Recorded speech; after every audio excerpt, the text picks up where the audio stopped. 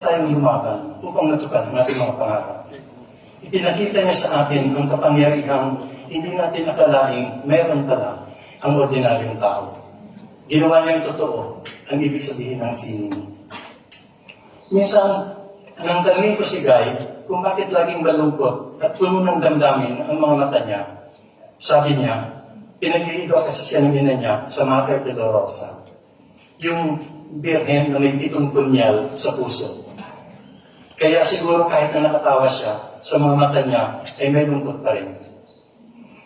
Puno ng contradiction si Guy, simple pero komplikado. Laging nakangiti, pero sa loob ay maraming takot. Sobrang nahiyain, pero sentro ng atensyon. Napakataas at nasa pedestal, pero napakadaling maabot. Isang taong ordinaryo na extraordinaryo. Sa loob ng halos 7 dekada, tayong mga ordinaryong tao ay ginawa rin niyang extraordinaryo. Kaya siguro madalas ay di natin malaman kung anong gagawin sa Kanya.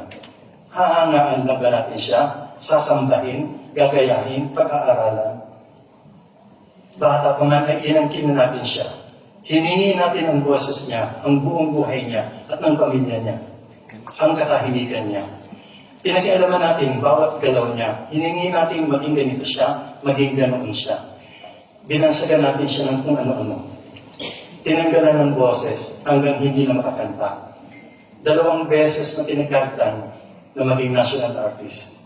Iniwasan ng maraming producer dahil marami daw sakit. Nahirap daw makatrabaho. Kalat na kalat ang mga kwento kung gaano kagalante si Guy. Kapag may nangangailangan, pautangin niya agad. Ang sweldo niya sa last shooting day ay ipinanibigay niya sa crew at iba pang mga tao sa set. Nabigay siya ng pera sa mga preso nung shooting ng Court Contemplation.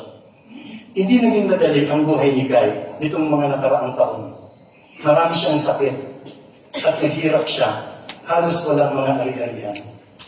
Pero hindi pa rin siya tumigil ng pag-isip para sa kapakanan ng iba. Gusto niyang magtayo ng isang foundation na tutulong sa mga fans at iba pang nangangailangan. Buong buhay ni Guy, nagbigay siya ng nagbigay hanggang sa halos wala nang natira sa kanya. At tayo, dahil nasanay na tayong siya ang bigay ng bigay, madalas ay nakakalimutan natin na siya man ay may mga pangangailangan din.